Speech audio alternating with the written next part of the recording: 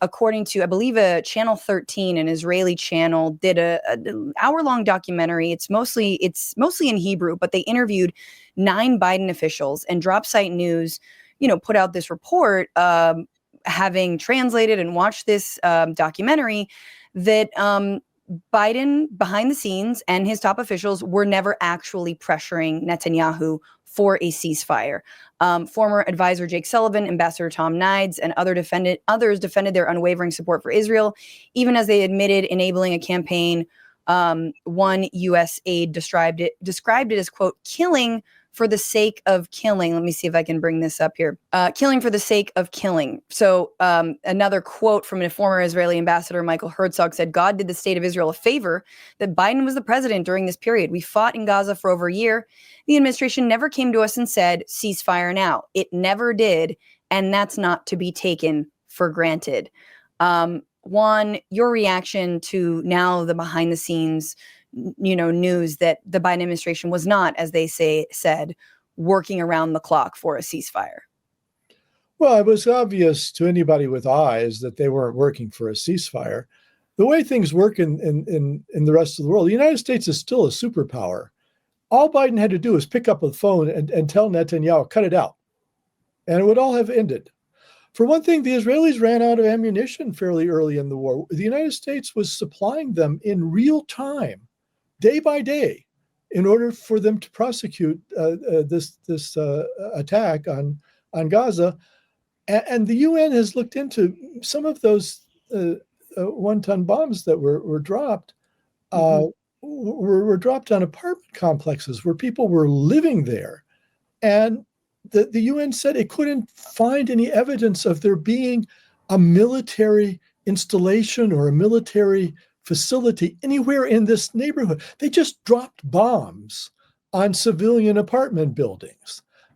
And maybe there was a Hamas guy in there someplace. But they seem to be willing to kill 20 people to get at one, which is a war crime. This is one of the worst atrocities we've seen in the 21st century by civilians killed per combatant. And the Israelis will give out these figures. Oh well, 13,000 of the people killed were actually militants, and so the ratio of killed to civilians is only militants killed to civilians is only 1 to 2, which is common in military affairs. And you hear this from supporters of Israel all the time, that this is not out of the ordinary. Well, first of all, the Israelis don't know how many militants they've killed. Yes, they've said as much. They've been asked point blank, and they've admitted they don't know. So you can't make a ratio out of it. And then how you count militants is also an issue. Hamas was a political party. It was a civilian political party which had a paramilitary wing. The civilian political party ran Gaza, a territory of 2.2 million people. So obviously there were a lot of Hamas members, but the number of people who were in the Qassam brigades, which is the paramilitary, it's 30,000 people. Right. And then is it a legitimate military goal to kill every single one of them? I mean, this October 7th atrocity, which Hamas carried out, and we have to condemn it. It was a horrible thing that they did. But it seems to have been kept very close to the chest by a few top commanders. It's not even clear that the civilian party members knew it was coming. We know the CIA has said that it doesn't believe that they told the Iranians what they were going to do. So the 30,000, how many of them even knew that this was going to be planned? And simply by virtue of being members of the Qassam brigades, which also functioned as the self-defense of Gaza, they should all be killed. And the way that the Israelis are killing them is to wait till they get home at night, follow them by drones, and then kill them and their families, their little children, their neighbors, whoever's visiting them. And they have a ratio. They'll say, well, it's all right. It's all right to kill 15 to 20 civilians for every Hamas member killed. And even more if it's a top, what was it? It's something like 60 to 100 if it's a top Hamas official. And this is the thing about all of this, Juan, is that the reason that I have such a hard time, and that I think that the Hezbollah line is lost on everybody is because we see the IDF not actually distinguishing between militants and civilians, between Hamas civil versus militant. We see them lump, whether it's their top ministers, whether it's their, again, propagandists online, whether it's their tweets, they lump everyone together, no matter if you are a 4-month-old baby or if you are, I don't know, Mr. Hamas himself. Like, they've never drawn a distinction. So how can the rest of the world even react? Because ultimately, we hear the way that their extremists speak. We know that they want to create, as Trump said, a Riviera of the Middle East. Ethnic cleansing is the goal, and they have not been shy about it. I think it is devastating that we now know that no ceasefire was being worked on. And once again, kind of bringing us back to the first point, it's devastating for the Democratic Party.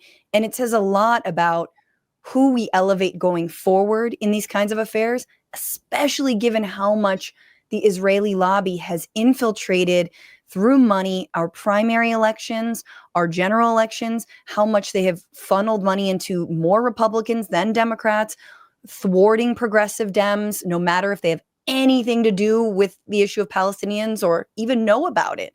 And so it's just like, yeah, we knew it. We saw this hood smoking. We've got the hood lifted, and it's like, yep, everything we heard or thought we were, was going on, which was nothing. And you've got Ilhan Omar out here saying, like, we all knew this was a lie. And I love it. Meanwhile, a lot of people are reaming AOC because she was someone who at the DNC national stage said Kamala Harris is working tirelessly for a ceasefire. I think the truth of the matter is Kamala Harris was kept as far away as possible from any of these dealings. Well, the vice president in the United States doesn't have any power. It's not like she could volunteer to take over Gaza policy. She was kept away from it by Biden and Blinken and others. I suspect that, given her background and so forth, and that she wasn't happy about the Gaza situation. But I don't think that she had anything to do with it, or would have been allowed to. Right. And the thing to say is that people have a right to support Israel. Israel is a country. It's in the United Nations. It's been recognized. It's not. Doesn't like to adhere to international law, however, despite being part of the UN. Well, neither does the United States. But, right. We have lots of ethnic lobbies in the United States. The Armenians want the Turks to be punished for the Armenian genocide, which, reparations probably are in order if you kill a lot of people. But